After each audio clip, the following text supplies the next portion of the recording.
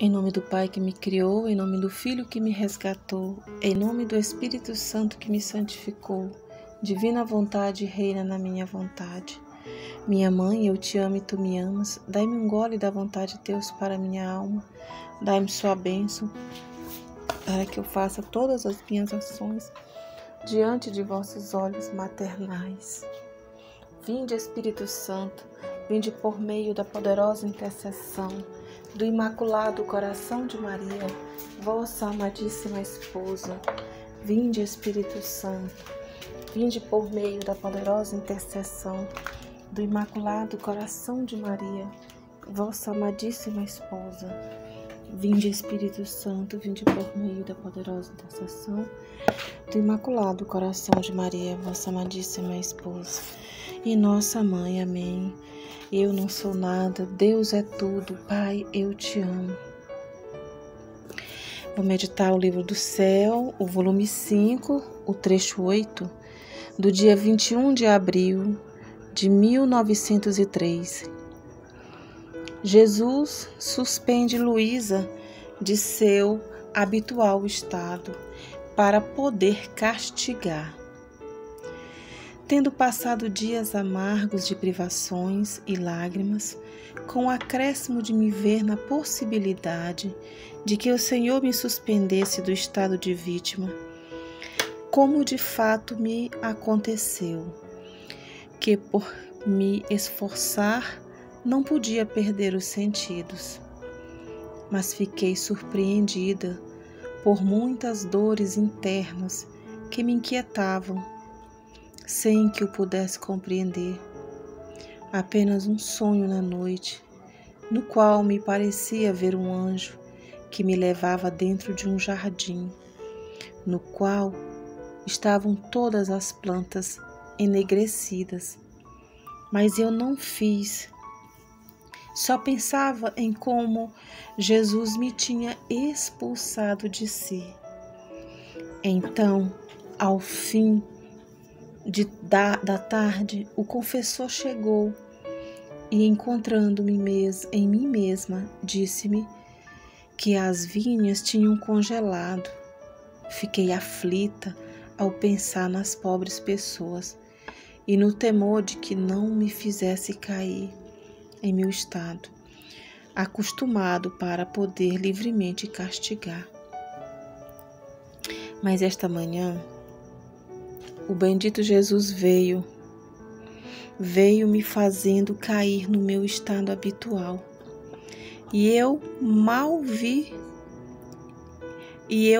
ouvi lhe disse: Ah, Senhor, e ontem o que fizeste? Então você saiu com a sua?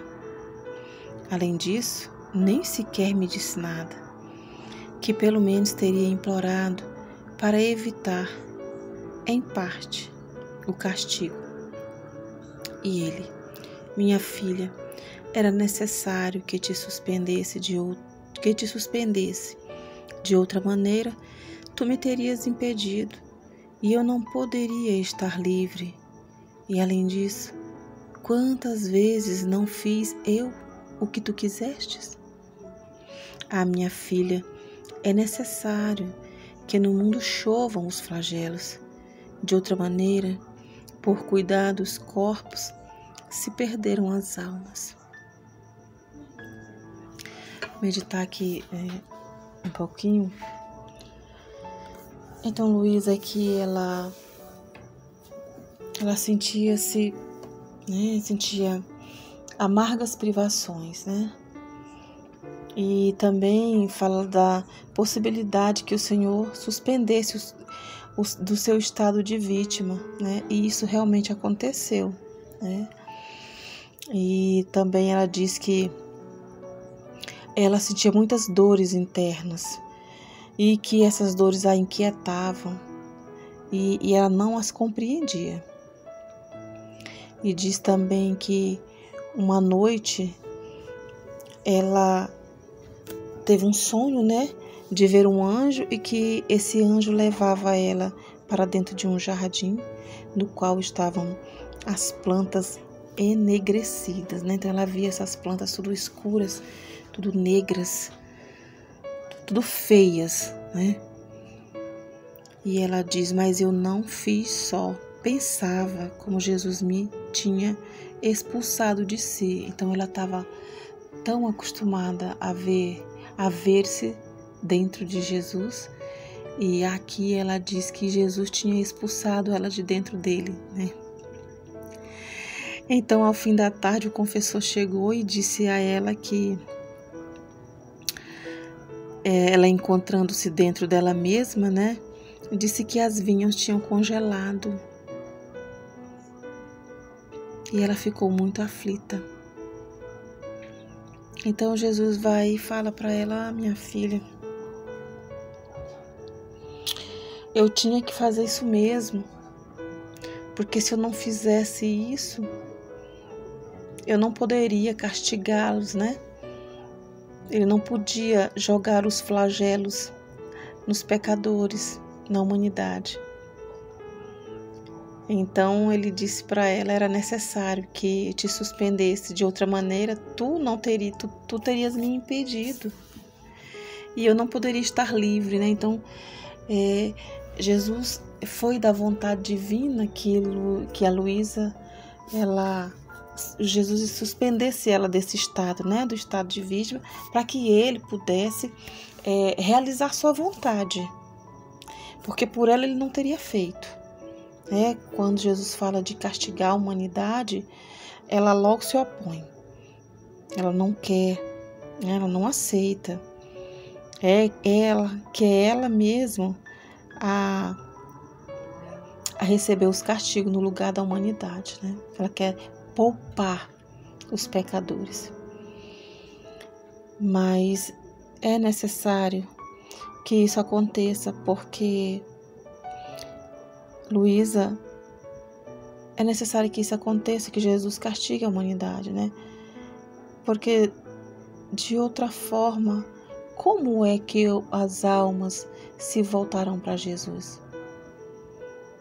Aí muitas vezes eu fico pensando, imaginando que eu fiquei pensando quando Jesus falou aqui que ele lançava chuvas de flagelos. Aí eu fiquei pensando nas inundações, nos terremotos, né? Olha quantas cidades dentro d'água, né? Tudo alagada, quantas vidas perdidas, corpos que até hoje não encontraram, né? E guerra da Ucrânia, quanta coisa, né? Quantos flagelos mesmo que Deus ele envia para o mundo, né, em forma de castigo, para chamar a atenção do homem, para que o homem se volte para ele, né? E alguns até voltam, né? Reconhecem a grandeza de Deus e voltam para Deus, mas a gente sabe que não é todo mundo. Que mesmo Deus mandando esses flagelos para a humanidade, eles não conseguem enxergar Deus, não conseguem ver Deus, não conseguem abrir o coração para Ele, e continuam com o coração endurecido e fazendo as mesmas iniquidades, né? Praticando as iniquidades. Aí, continuando aqui, ela fala: minha filha, é necessário que no mundo chovam os flagelos, né? Como eu falei, e esses flagelos chovem no mundo inteiro, né? E aqui a gente tem essas informações porque a gente vê nas reportagens, a gente vê pela internet, né? Quantas coisas acontecendo, e a gente sabe que tudo é vontade divina, né? É a vontade divina se realizando no meio da humanidade, né? Esses flagelos. E de outra maneira, por cuidar dos corpos, se perderão as almas. Então, isso é um cuidado, né? é um cuidado que Deus tem, embora muitas pessoas não vejam assim. Mas é um cuidado que Deus tem para conosco. Mandar esses flagelos, porque quantas pessoas elas abrem o coração, elas voltam para Deus depois de uma tragédia na família, né? Alguém que morre, uma perca de alguma coisa, não sei. No exemplo são as inundações, né? Que aqui perto mesmo, no Nordeste. Você vê na reportagem cidades debaixo d'água. Então, quanto sofrimento, né? Para aquele povo. É um castigo. Mas, ao mesmo tempo, ali tem gente sofrendo, mas tem gente voltando-se para Deus, né? E Deus vai mudar a vida daquela pessoa, né? Aí ele fala assim, cuidar dos corpos, se perderão as almas, né? Então, dessa forma, Deus está cuidando das almas, para que elas não se percam, né? Dito isto, desapareceu, e eu me encontrei fora de mim mesma, sem meu doce Jesus. Por isso, ia buscando, e nesse momento via no céu um sol diferente do sol que nós vemos, né? Esse sol diferente do sol que nós estamos acostumados a ver é o sol, é Jesus. Jesus que é o sol da nossa vida, né? A luz que ilumina o nosso viver. Beleza infinita que nos faz sempre querer viver em seu amor. É um trechinho de uma música muito bonita. Então esse sol é Jesus. E junto a uma multidão de santos, os quais ao ver o estado do mundo, a corrupção, e como se fazem zombaria de Deus, todos a uma voz gritavam: vingança de tua honra, de tua glória, né? Então olha os anjos, olha os santos, né? Então os santos, eles gritavam em alta voz para que Deus, para que ele viesse fazer justiça, né? Fazer vingança pela sua honra, porque o homem, eles desonram a Deus com todo esse tipo de atrocidades, né? São inúmeras, né? É a corrupção mesmo, o homem se corrompe, o homem trai, o homem rouba. São diversos tipos de iniquidade causada pelo homem. São ofensas gravíssimas a Deus. Porque o homem não tem Deus como seu Deus, como o Senhor da sua vida. Na vida, né, da maioria, eu digo assim, Deus não tem aquele lugar, Ele não tem aquele espaço na vida do homem, né? Ele busca tudo, né? Ele faz de tudo, Ele vai em todos os lugares, fala com todos, gosta de muitos, mas Ele não tem o principal, que é Jesus. Jesus não tem espaço na sua vida, Ele não tem um lugarzinho reservado. Ele não tem, né? O homem busca tudo e o homem, ele quer tudo. Mas ele não busca a Deus. Ele não tem tempo para Deus. Deus não faz parte do seu viver, né? E com isso, ele vai se afastando cada vez mais e vai causando muita iniquidade, muitos pecados, muitas ofensas, né?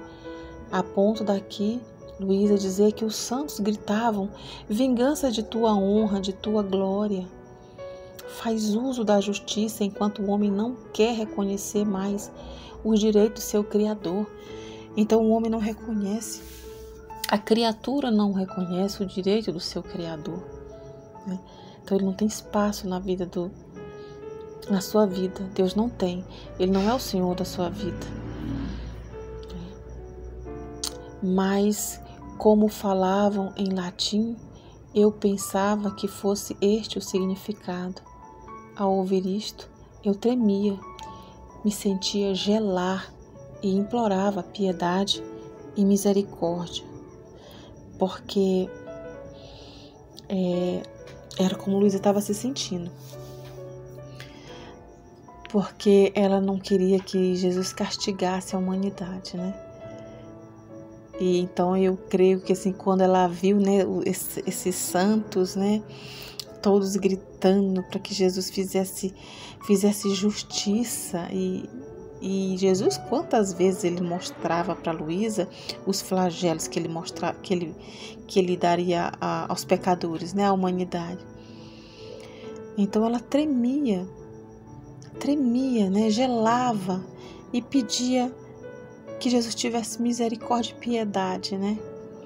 Mas é necessário. Esses flagelos, eles são necessários.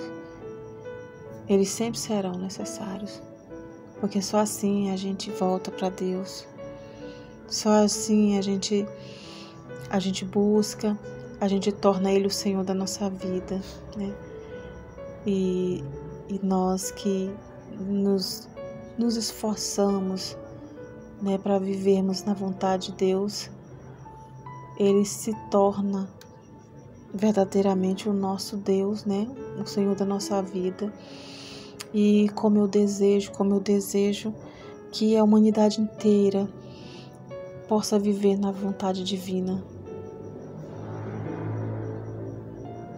Como eu desejo que toda a humanidade possa viver na vontade divina. Oh, meu Deus, que o Espírito Santo alcance o coração de todos, para que eles venham conhecer o Teu amor, Senhor. Divina vontade, reina na minha vontade. Jesus, eu confio em vós. Em nome do Pai, do Filho e do Espírito Santo. Amém. Fiat.